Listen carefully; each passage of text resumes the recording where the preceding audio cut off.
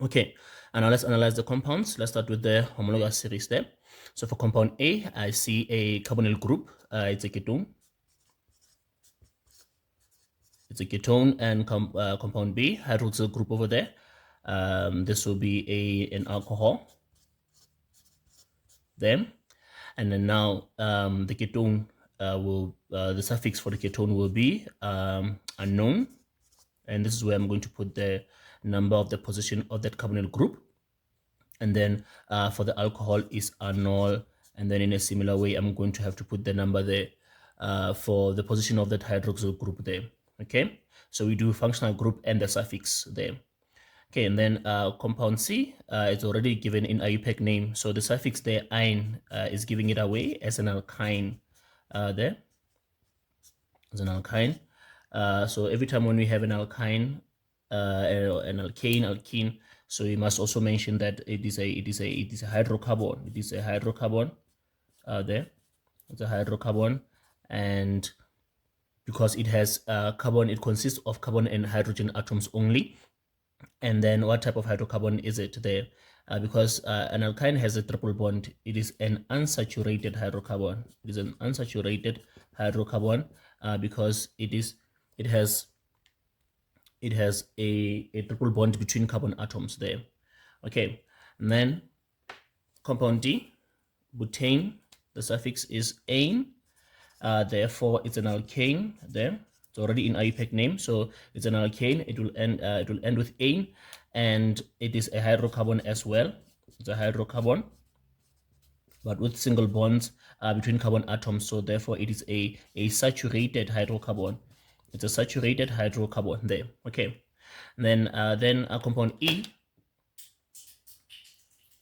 Compound E is 2-methylbutanol. So the suffix there, anal, is saying that this is an aldehyde there. It's an aldehyde. It's an aldehyde. And then compound F, I see a triple bond there. So the triple bond is an alkyne there. So it means it's an alkyne there. And then here the suffix is going to be "-ine" there. And this is the where we are going to put the number for the position of the triple bond there, similar to here. Okay. All right, now then let's do molecular formula, structure, and the name. The molecular formula for the ketone is this here is this. Now this is the structure, and this is the structure of a carbonyl group there. Then compound B, the alcohol functional group is this. This is the hydroxyl group there. Functional group for alcohol is hydroxyl group there. Okay.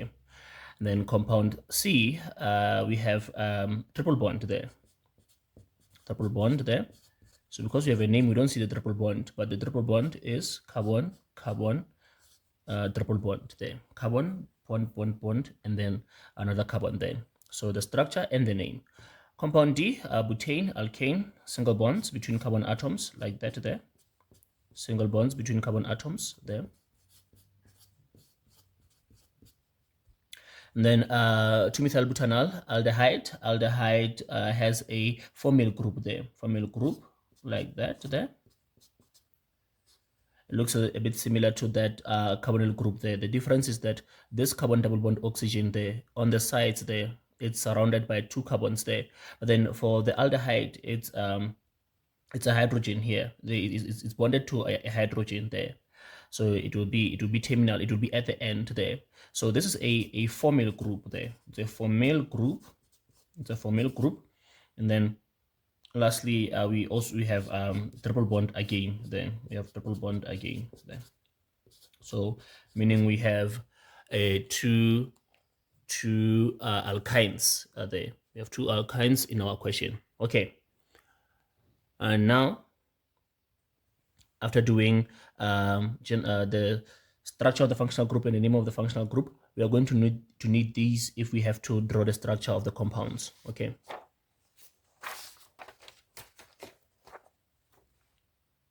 And then we do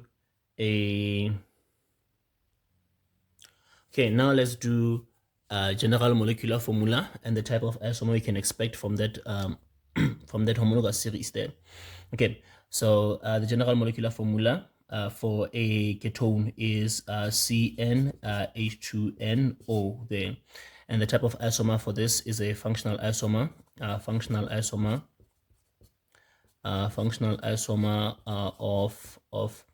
of an aldehyde there. So if you have to draw the isomer of this ketone, then we are going to draw an aldehyde with the same number of carbons there. Or we can also have a chain isomer by branching further or by unbranching there, because we already have one branch there. Or even positional isomer is possible there, because as you can see that functional group is on carbon number 3 there, so we can put it on carbon number 2 there, so shifting that position there. So functional isomer for the functional group, functional isomer of an aldehyde, but we can also have chain isomer. Remember that chain isomer, we can have it for all of them. And then a positional isomer, for some of them we can have positional isomer there. Then functional isomer of aldehyde as well. Okay, then for the alcohols, we have CnH2n plus 1 OH, general molecular formula. And then for the hydroxyl group, there is a changing the position of that hydroxyl group there to get a positional isomer there. Positional isomer by changing the position of that hydroxyl group. And then but one ine, the alkyne, is CnH2n minus 2 there.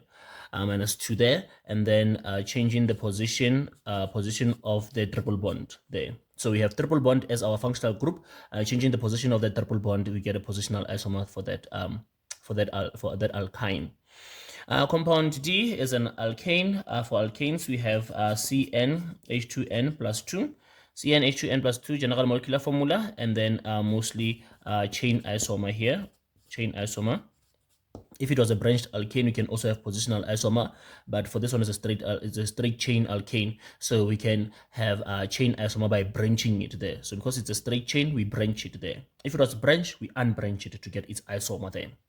Okay, and then 2-methyl-butanol, it is that aldehyde. It is that aldehyde, and this aldehyde of ours there will have a general molecular formula of CnH2nO. It has the same molecular formula of a ketone. This is because it is a functional isomer. We can form a functional isomer of a ketone there with an aldehyde there. All right, and then the last one here is it's an alkyne again. So CnH2n minus 2, and then positional isomer by shifting of the triple bond there. Okay, positional isomer there.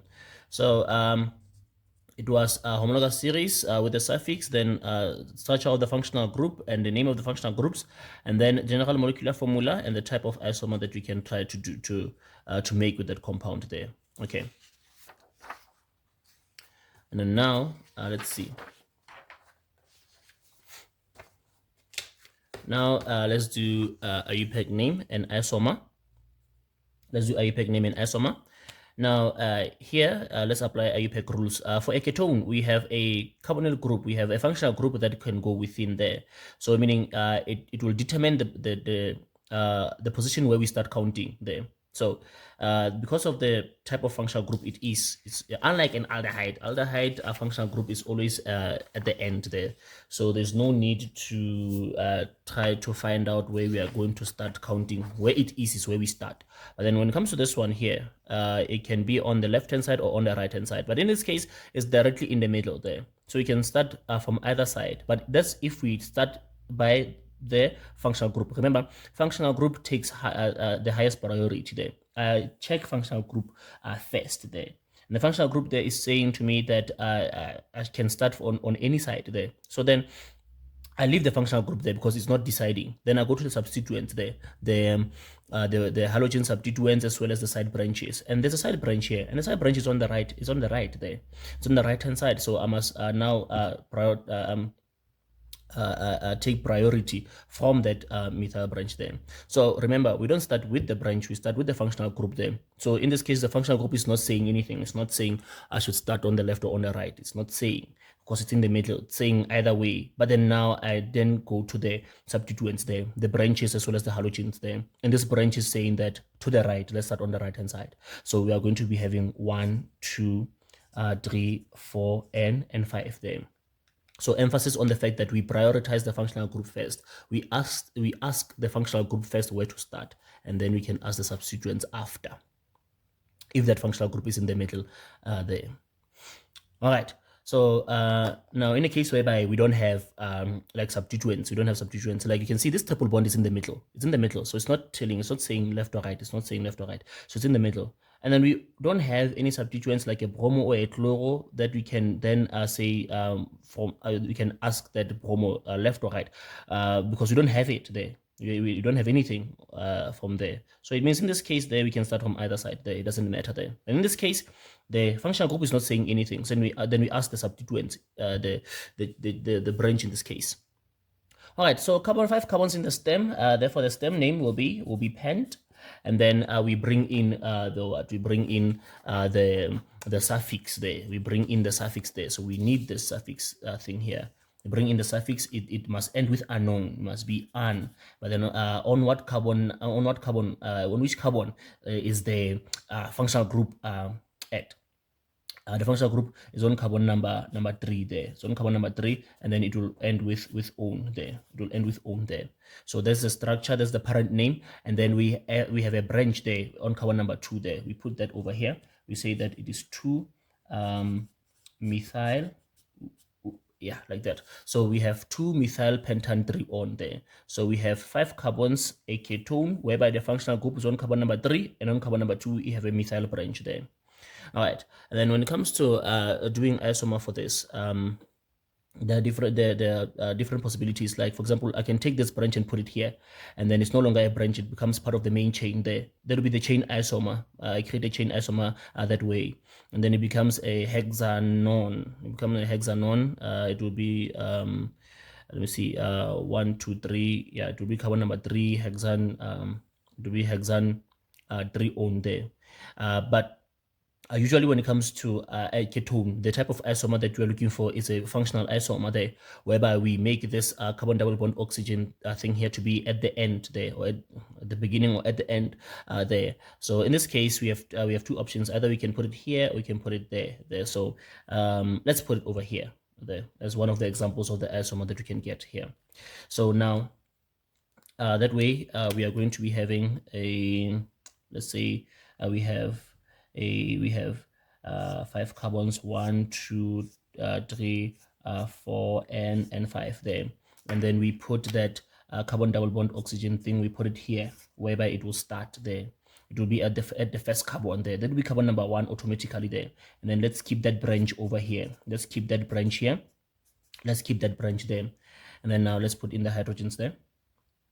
Let's put in the hydrogens there. 1 there, 2 there, 2 there, 1 here, and 3 here. So this is an aldehyde there. This aldehyde is an example of an isomer of that compound there. So it's a functional isomer, by the way. We must mention that. The type of isomer is a functional isomer that we have here. It's an aldehyde with the same molecular formula there. Okay. Now, what is the IUPAC name? Remember, we do is structure, IUPAC, isomer, then IUPAC of the isomer, because the question can ask you for the IUPAC name of that isomer there, the structure or the IUPAC name there. So now let's see which carbon is the first one. Which carbon is the first carbon? This one. For aldehyde, we don't have to ask anything. You just look at where the functional group is, where it is over there, whether it would have been here or here. Where it is, that's number 1. So it's number 1 on the left here. So it's 1, 2, 3, 4, and 5 there. Now remember, because we no longer have a ketone, it means that the suffix will be different there. That's the first thing that will be different. It will no longer be an trione there. Like sometimes, or like when you do a chain isomer, a positional isomer. When you do functional isomer, you change the functional group. Therefore, you change the suffix there. So we no longer have a carbonyl group. Now we have a formyl group there. So now the suffix there first and foremost will be anal there, will be anal. And then how many carbons in the stem? There are 5 carbons in the stem, so it's pentanal there. But the non-carbon number 4, that's where we have our methyl branch there. So the structure is 4-methyl pentanal, and that is one of the examples of the aldehydes that that is a functional isomer of our ketone there. All right. Okay, now let's look at the alcohol. Let's look at the alcohol now. The alcohol here, we see that we have a primary alcohol. The carbon that is bonded to the hydroxyl is bonded to one other carbon there. So something worth mentioning there when we analyze our alcohol, that our alcohol is a primary alcohol. It's a primary alcohol. Why? The carbon that is bonded to the hydroxyl group is bonded to one other carbon there. Okay, and then now for the naming of this alcohol, you can see our hydroxyl group it's taking a side there. It's on the right hand side, so where it is, it takes higher priority. First priority goes to the functional group there. So where it is carbon number 1 if it's on the, if it's terminal, if it's on the first one. So that on the first one there, that would be number 1, then it's number 2, and then that's number 3 there. Okay, and now what do we have here? We have a 3 carbons in the stem. Or let's start with the branch. We have a branch on carbon number 2, so we have 2 methyl there, and then 3 carbons in the stem. That's prop. And then now we must go to the suffixes. Now what did we say? We said that it must end with anol. So it must end with anol, and then on carbon number 1, that's where we have our functional group, and then it will end with all there. So 2-methyl propan 1-ol is the IUPAC name of our alcohol there. Okay, now once again when it comes to the isomer here, there are 2 possibilities here. We can have chain isomer there. We can have chain isomer, or we can have positional isomer there. So let's have both. Let's see. So to have chain isomer will be, I have a branch, I can unbranch there. I can unbranch. So we'll be having something like this. We'll be having like we had 3 carbons in the stem. Now we go for 1, 2, 3, 4 carbons in the stem. In other words, I made this carbon here to be part of the long continuous chain there. And then let's continue to have our hydroxyl group there, and then now I no longer have a branch. I have unbranched it there, and thereby as well increased its boiling point, because if it does not have a branch, then it will have stronger intermolecular forces that will need more energy to overcome there. So that is a point with the physical properties there as well. So if you compare this isomer with this one here, this compound with this one is a straight chain, this one is a branch chain. It has a branch, it will have weaker intermolecular forces that need less energy to overcome, and therefore this one will have a lower boiling point and a higher vapor pressure there. So as an example of chain isomer, how it relates to the physical properties there. So, but what is the name of this isomer? So we still have our hydroxyl group here on carbon number 1. So that would be number 1. Where it is, there is carbon number 1, because it's picking a side, it's taking the right hand side there. So now in this case, 4 carbons in the stem, no branches, so it's simply just boot.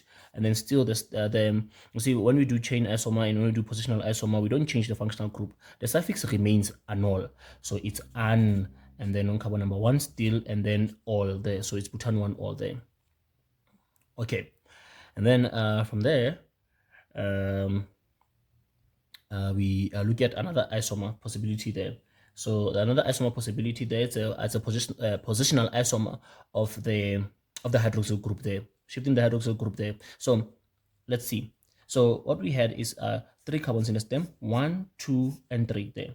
And then now, how about instead of having the hydroxyl group here, I put it here, so that it takes a different number then. And then now let me bring back the branch. Let's have the branch over there, and then put everything in place there. So if you do molecular formula and you compare, you will realize that they have the same molecular formula. But in this case here, I have a positional isomer here. That one is a chain isomer. This one is a positional isomer here. And then the name of this positional isomer, you can see that the hydroxyl group. We asked the hydroxyl group, the functional group first. Functional group, do we start on the left or on the right? But then it's saying, it's not deciding. It's not saying anything. It's in the middle, the other side. And then we go to the branch and then we ask the branch. The branch, should we start on the left or on the right? Oh, the branch is not saying anything either. So they are both on carbon number 2, whether you come from the right or you come from the left. So let's come from the left. 1, 2, 3 there.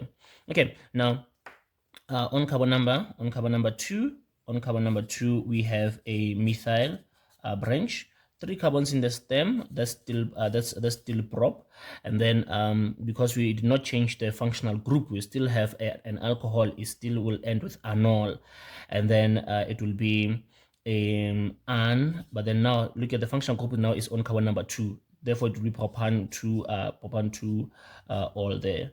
So 2-methyl propan 2 all is the IUPAC name of the positional isomer. Butan 1 all of the chain isomer. So we have both here. So now let's note that this is the chain isomer, and this one down here is the positional isomer there. All right. And then also something that is worth mentioning is that the original structure is a primary alcohol, but then the isomer is a tertiary alcohol. Because if you look at this hydroxyl group there, this carbon, the carbon that is bonded to the hydroxyl group is bonded to how many? 1, 2, 3 other carbons there. So we made an isomer that is a tertiary alcohol there from a primary alcohol. Okay. Right, now but one ein, we have an IUPAC name. Now we must have structure from IUPAC name. Let's see. So what we have is we have a 4 carbons in the stem, but 4 carbons in the stem.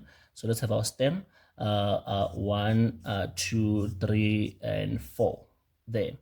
And then it says there ein. It means that it is an alkyne. And if it's an alkyne, then we must go to our functional group. There, notes there, where we said that it must have a triple bond there between carbon atoms. So on which carbon will it have the triple bond? On carbon number 1 there. Now which one is carbon number 1? Now these are our carbons. We can just if we draw the structure, we can just start from the left and number them there, and then say now this is carbon number 1. The triple bond will be over here. All right, and then the thing also to look out for is that when you now put in the hydrogens there to give each carbon 4 bonds, you must be careful. This one has already has 3. So if it has already 3, then you must put only 1. And you look at this one, it already has 4 carbons bonds surrounding it there, so it's fine. So this one then will be short of 2, and this one will be short of 3 then. This is put one ein there. It's put one ein, and it's a hydrocarbon. It is an unsaturated hydrocarbon there. All right, and then what is the isomer here? What type of isomer can we make here? So sometimes chain isomers can be made for all the homologous series, but then when it comes to this one here, for example, we can't take this part and then branch it there. You can't take this and put it there. So you can't do that, because if you bond anything here, this carbon will be overloaded there. So in this case, we can't have a chain isomer there. So now let's go for the positional isomer. We have a triple bond as a functional group, and the type of isomer here is a positional isomer, whereby we change the position of that triple bond there. So now let's have 4 carbons in the stem still. Let's see. So we are going to have 1, 2, 3, 4. And then now shift that double bond to carbon number 2 here. Put it here, there. Because if you put it here, it's still on carbon number 1. You haven't changed anything. So when you have 4 carbons like this, you have only 2 possibilities, only carbon number 1 or carbon number 2. So there's no carbon number 3 of the triple bond there. You can't put the triple bond and say, no, it's on carbon number 3. No, it's not on carbon number 3 there. So it will be on carbon number 1 if you put it here, there. So because you'll have to start counting from the right and say 1 there. Okay, now then let's put in the hydrogens there. Let's put in the hydrogens there. See, this one is fine. This one is fine as well. And then you realize immediately, hey, there's that compound F over there. Oh, so the isomer of compound C is compound F. The positional isomer of compound C is compound F. Okay, fine. Now, if they ask that question, okay. So you have already said that this compound is not, this functional group here is in the middle. It's not telling us we should start on the left or from the right there. So, and then we don't have a bromo or a chloro or a branch telling us then no, start on the left or on the right there. So we ask the functional group first. If it's not saying anything, then we go to the substituents. Now we don't have substituents, so we must start any side there. So it's 1, 2, 3, and 4 there. So now remember, it's structure of the isomer as well as the IUPAC name of the isomer. Now, because now it still has 4 carbons in the stem is but, and because it's still an alkyne, so it will have a suffix of "-ine", and then now the triple bond is now on carbon number 2. The triple bond is on carbon number 2 in this case here. So you can see this one is but1-ine, this one is but2-ine. The difference there is position there. Okay. All right, and then we have butane. Butane is an alkane, single bonds between carbon atoms. So let's start. A but for 4 carbons in the stem. 1, 2, 3, 4.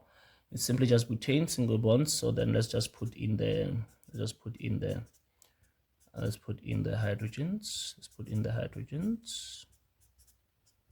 Put in the hydrogens, and then we can also say that this is a CH3, CH2, CH2, and then CH3 here. Okay, and then a condensed structural formula and a molecular formula of 4 carbons in total, and a total of 1, 2, 3, 4, 5, and another 5 of 10 hydrogens there. Okay, condensed structural formula as well as molecular formula of the butane. And then now let's go for the for the isomer. How do you isomer this?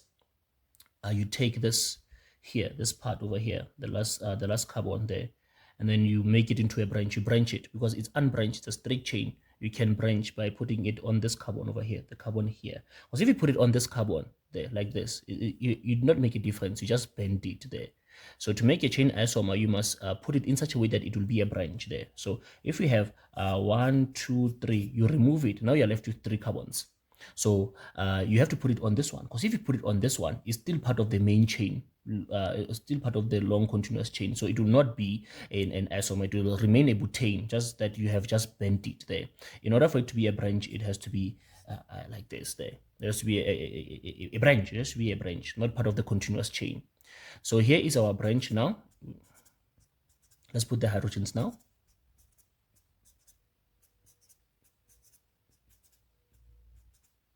And then I can see that our branch is not saying anything. It's not saying we should start on the left or on the right. It's directly in the middle, so it doesn't matter. So we just say 1, 2, 3 there. And then now the IUPAC of this branch of this isomer. It's a chain isomer, by the way. It's a chain isomer, and the chain isomer, and its name is 2-methyl. We have a branch on carbon number 2, methyl branch. 3 carbons in the stem, no longer 4, so it's prop. And then it's still an alkane, so it will be 2-methyl propane. Now remembering to mention also, this one is a positional isomer there. What we had there is a positional isomer there. Okay, then now chain isomer. And when you have chain isomer, sometimes you must try to also say if there was a question in physical properties and it says the isomer of butane, how will the boiling point of the isomer of butane compare with butane? This is butane, this is the isomer of butane, the chain isomer. So what is the difference between them? The isomer has a branch there. So now you start by giving the reasons and then working your way up to the conclusion. The isomer has a branch. Therefore, the isomer will have weaker intermolecular forces that will need less energy to overcome. Remember, if they are weak, they need less energy to overcome them. And then they need less energy to overcome. Therefore, the isomer will have a lower boiling point than butane there, the isomer of butane there, because it has a branch there. That chain isomer, when it goes to the questions of physical properties there, like boiling points, melting point, viscosity, as well as vapor pressure there. Okay, and then now structure structure of isomer and the IUPAC name of the isomer there. Okay, that's fine. All right, then let's look at now 2-methyl-butanol. 2-methyl-butanol, let's start. So we have the boot over there. So the boot is saying 4 carbons. 4 carbons in the stem. So let's start. 1, 2, 3, and 4 there. Okay. And then now it says then anal. It's an aldehyde there. So if it's an aldehyde, it means now we must go to the functional groups there that we have identified. Compound E, we said that this is the structure of the formyl group. This is what we need. This is what we need in order for us to draw the compound. So we have to put this here. But the thing about a formyl group is that it must be at the end. So whether the end you put it over here or you put it over here, it doesn't matter there. And then now for a change, let us put it on the left for a change here. Let's put it over here there. And then we must also have a hydrogen there. So if it's here, if it's put here, this is automatically carbon number 1. Where the functional group is there of the aldehyde, because it's always at the end. Where it is, it's carbon number 1 there. And then now it says 2-methyl-butanol, so it means on carbon number 2, I must have a branch there. I must have a methyl branch there. Methyl branch means a branch with only 1 carbon. All right, and then okay, I'm done with it there because we did the stem, functional group, the branch, and then now only short of 1 hydrogen here. Ooh. Okay, and here, and here, and here, and here, and there. Okay.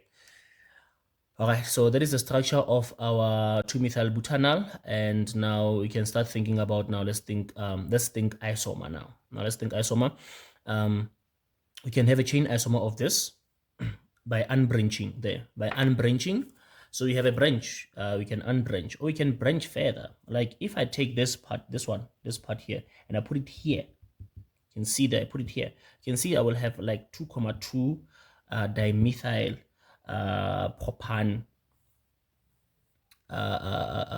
propanol there. So there are 2 isomers there that you can have, but usually when we have a branch, let's unbranch or branch further, either one, but let's do one of them. Let's do unbranching. And then now we have 4 carbons in the stem. Let's make this carbon to be part of the stem. All right, to be part of the stem. So now it means that I will now have 1, 2, 3, 4, 5 carbons there in the stem, and then I still have that functional group over there. Now I no longer have a branch. Now I no longer have a branch. And who is this? This is 5 carbons, and it's an aldehyde there. So a 5 carbons aldehyde, that is a pentanol. Pentanol there. All right, and then the other isomer that we can have is this carbon double bond thingy. We put it within, we put it inside, but we can't put it here because you need 2 bonds. We have to put it there. Because if we put it here, we will not be able to have that below there. So it's like, now let's start with the structure that we have. It's like we have 1, 2, 3, 4, and then we have that branch there. We have that branch there. We have to put that carbon double bond thing within, on the carbon that is within, inside. So we have 2 options, this one or this one. So now you see that we can't put it on this one. We can't put it on this one. Because if we put it on this one here, we need 2 bonds. There's only 1 bond available there. So it definitely has to go here on this one here. It has to go on this one here. And then now, let's put in the hydrogens. This will be the functional isomer here. We just drew a ketone. Now it's a ketone that is a functional isomer of that aldehyde of ours there. All right. And then now, what about the name? Now here comes that conversation about which one is taking priority between the. So you can see the methyl is saying, "Hey, start on. I'm on the left. Let's start on the left." And then the functional group is saying, "No, I'm on the right. Let's start on the right." But then now, who takes higher priority here? Who takes the higher priority? Who do we listen to first? Who do we ask first? We first ask the functional group there. Where are you? I'm on the right. Then we start on the right. Then we start on the right there. The branch will follow, and then the name. So we have 4 carbons in the stem, a branch on carbon number 3. So we have 3 methyl. It's a methyl branch. 4 carbons in the stem. That's boot, and then unknown. Now remember, when we do functional isomer, we change the functional group. Therefore, the suffix will change there, because now it's a ketone. Now it will be an, and then on carbon number 2. That's why we have that carbonyl. Then is an 2 on there. And then we have 3-methyl-butan 2-on for this one there, and this one is the functional isomer. This one is the functional isomer there, and yeah. Remember that we also said that there are 2 possibilities for having the chain for having the chain isomer of this here. So in that case, we would say, okay, here is the carbon with the functional group, and then 2, and then 3. So this carbon over here, this one over here, the last one here, this one over here, we remove it. Now, so we said that for our compound there, we have a 2 possibilities for the chain isomer. This is possibility number 1, whereby we unbranched there. So it means that we can branch further as well, as long as it's still possible. So in this case, it's still possible, because now we have that functional group over there with the with the hydrogen there, and then we have carbon 1, 2, 3, and 4. Now what we can do is that, okay, we have that branch there. What we can do is that we can turn this into a branch there. We can turn this into a branch there, and then if we put in the hydrogens, then we'll see.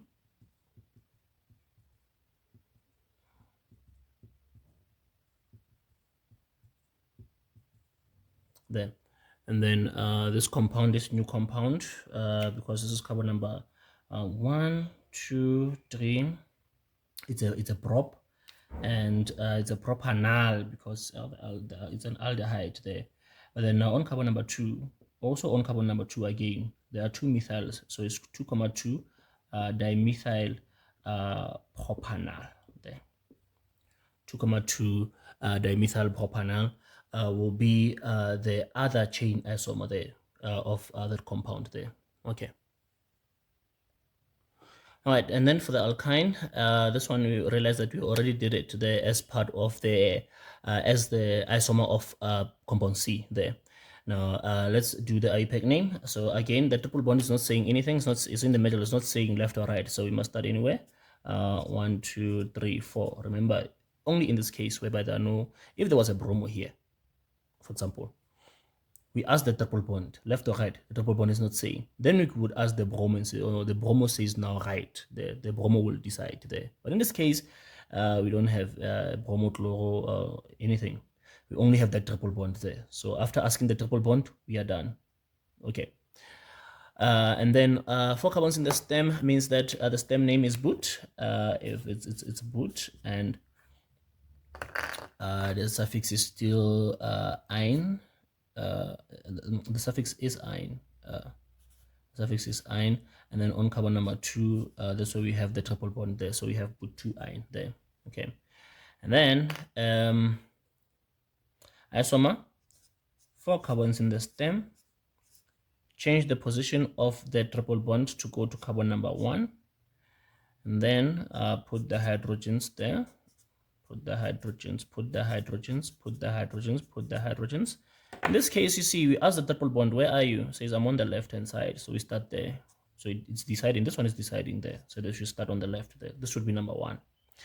And then 4 carbons in the stem still, so this is but, and then still an alkyne. It's a positional isomer. We do not change the functional group, so the suffix is still ine there.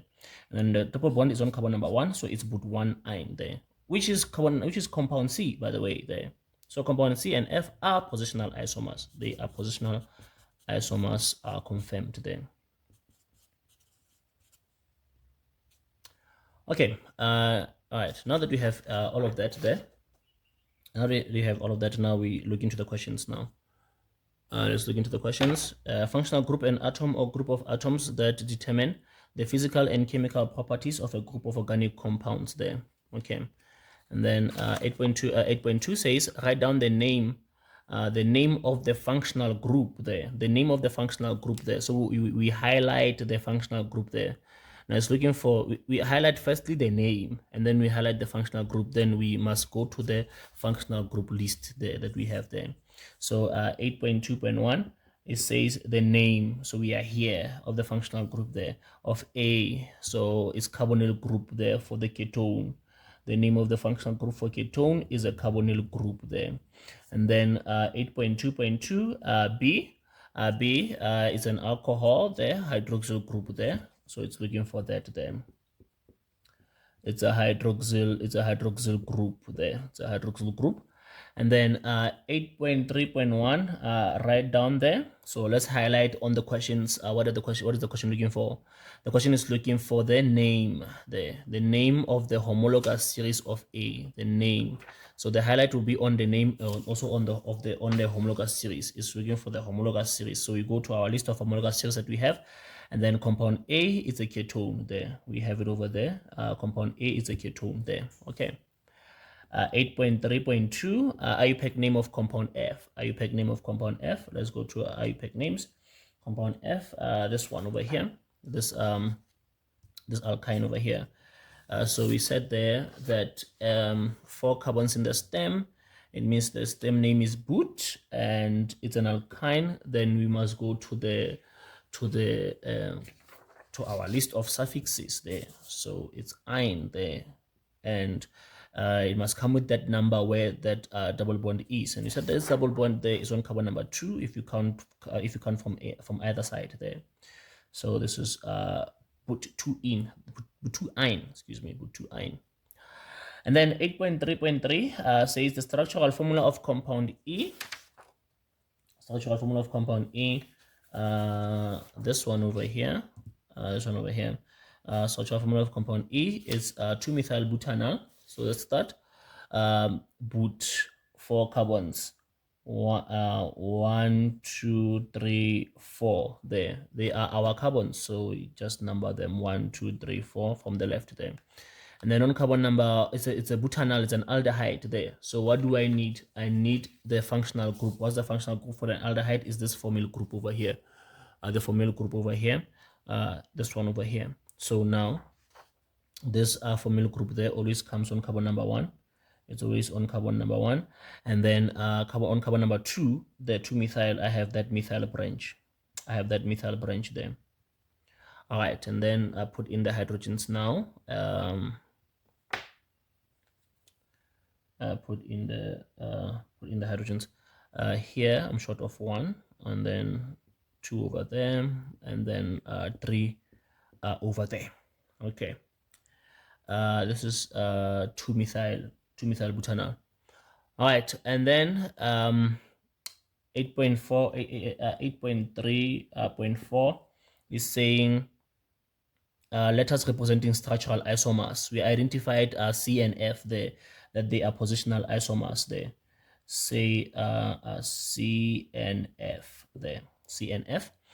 And then a letter representing a compound which is an alcohol. Now that one is looking for the homologous series there. So we did homologous series analysis already. We said that compound B is the one that is an alcohol.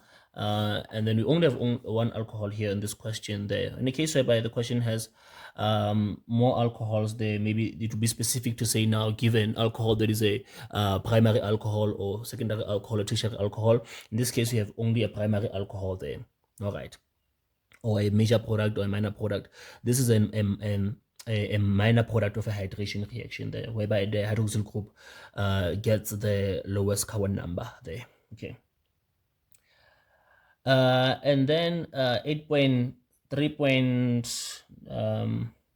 Yeah, 8.3.6, 8.3.6 is saying the structural formula of the isomer of compound D. The structural formula of the isomer. So now we highlight the structural formula that they want, the structural formula, and then we also highlight that it's of an isomer there. So if you draw butane itself, that's the mistake there. That's the mistake. It's a common mistake when it comes to isomers there. So if you miss that it's saying isomer, not butane itself, then you will draw butane. But then now it's saying you highlight structural formula, not IUPAC name, in other words. And then you also highlight of an isomer, meaning not the compound itself, in other words, there. So remember, butane is an alkane. We did that one.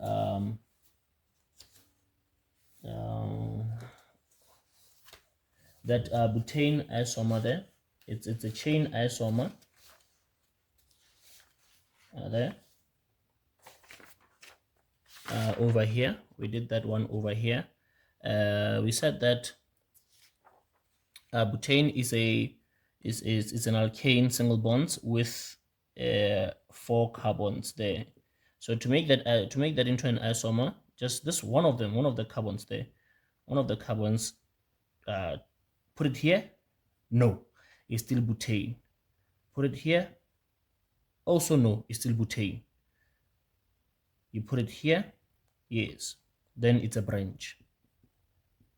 Then you have formed a chain isomer there. You have formed the chain isomer. Now let's put the hydrogens. See, now it's not looking. We did structural formula. We did structural formula as well as the IUPAC name. It's not looking for IUPAC name. It just wants the structure there. And then hence it's important to do both just in case there. And then it's 2-methyl propane, the isomer there, and then 8.3.7 then says a letter representing a saturated compound, saturated, that will be an alkane, D there. When we are analyzing here, we said that if it's an alkane, therefore it would be a saturated hydrocarbon there. So that is compound D there. All right. So now let's see. It's 1, 2, 3. What is this? What is it? 1, 2, 3, 4, 5. All right. 6, 7, 8, 9, 10, 11, 12, 13, and then 14, 15 with the definition there. Okay.